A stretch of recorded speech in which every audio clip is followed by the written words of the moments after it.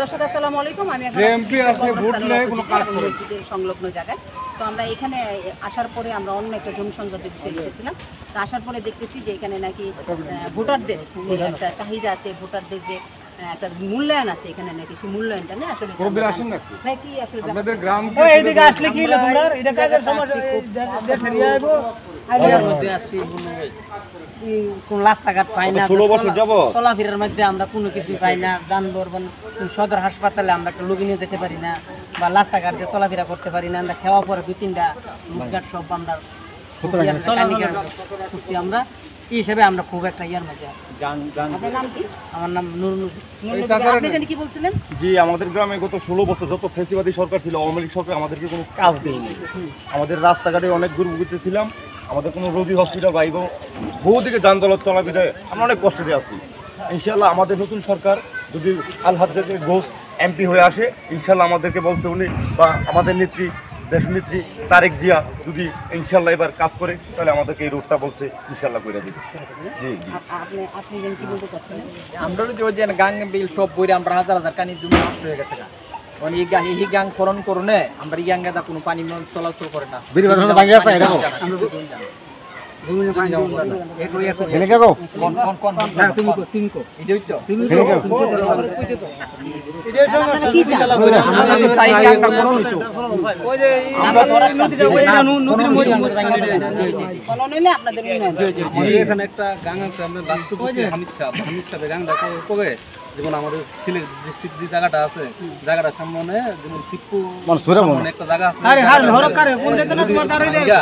অনেক খাল হয়ে গেছে আপনি এখন এই খালটা আমরা যদি আপনি বলতে থাকি তো আমাদের মনে করি আপনার কোনো অনুদানে যদি এটা যদি কাজটা হোক তো আমাদের একটু ভালো হতো।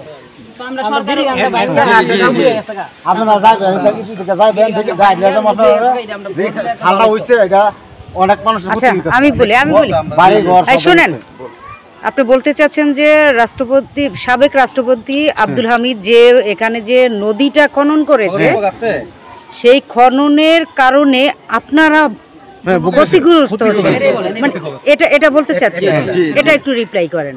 এটা এই কারণে আমাদের যে মানে হামিদ সাহেবের কারণে আমাদের যে জমি জামা অনেক কিছু মনে করেন আপনাদের তলে জায়গা পানি আসাতে ইন্ডিয়া থেকে পানিটা নামে, তো এখন আমাদের এই পানি যাওয়ার কারণে আমাদের যে মনে করেন গ্রামটা আছে, গ্রামটা ভাঙ্গা যাওয়ার পরিস্থিতি মানে লিক্সের মধ্যে আছে।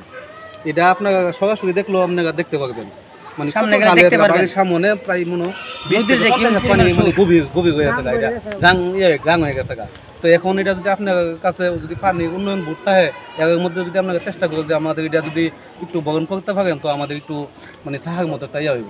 শিক্ষা ব্যবস্থার শিক্ষা বলতে নাই, স্কুল কলেজ কোনো কিছু নাই, আমরা শিক্ষা ব্যবস্থা নাই, স্কুল কলেজ কোনো কিছু নাই, হাসপাতালও নাই। হাসপাতাল আর সাধারণ কতজন মানুষ থাকে এখানে? এখানে 5000 ভোটার আছে, এই দ্বীপে 5000 ভোটার আছেন, তার পরিবারও তো আছে। জি জি, জনগণ প্রায় মনে হয় 20000 উপরে, 20000 উপরে জনগণ আছে, কিন্তু একটা স্কুল নাই, প্রাইমারি ছাড়া কোনো আমাদের প্রাইমারি স্কুলে মাস্টার নাই, মাস্টার নাই, প্রাইমারি স্কুল আছে মাস্টার নাই, মাস্টার ওইখানে শুধু মাদ্রাসার লোক আছে, কিন্তু প্রাইমারি স্কুলে স্কুলটা কোথায়? আমরা স্কুলটা যাই। আমরা শহীদ মিনারটা কি একটা অবস্থা আছে।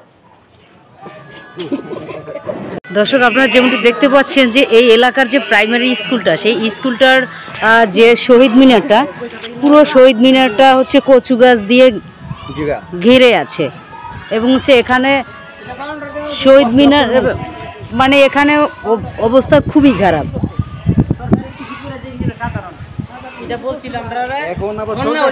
এখানে কি শহীদ মিনার এই যে ফেব্রুয়ারিতে 21শে ফেব্রুয়ারিতে কি এখানে ফুল দেওয়া হয়? পালন হয় না, না এখানে কোনো কিছু হয় না। আচ্ছা দর্শক, আমরা যতটুকু পেরেছি তুলে ধরার চেষ্টা করেছি। আসলে স্কুল বন্ধ, যদি স্কুল কর্তৃপক্ষ থাকতো তাহলে আমরা কর্তৃপক্ষের সাক্ষাৎকার নিতাম, আর স্কুল বন্ধ এখন আমরা ওইভাবে বলতে পারতেছি না, কিন্তু তাদের কথা মতো আমরা তাদের ভাষ্য তুলে ধরেছি। আমাদের সাথে থাকবেন, দেশ টিভি খবরের সাথে থাকবেন। শিবপুর স্কুল থেকে সঞ্জিত আক্তার, দেশ টিভি।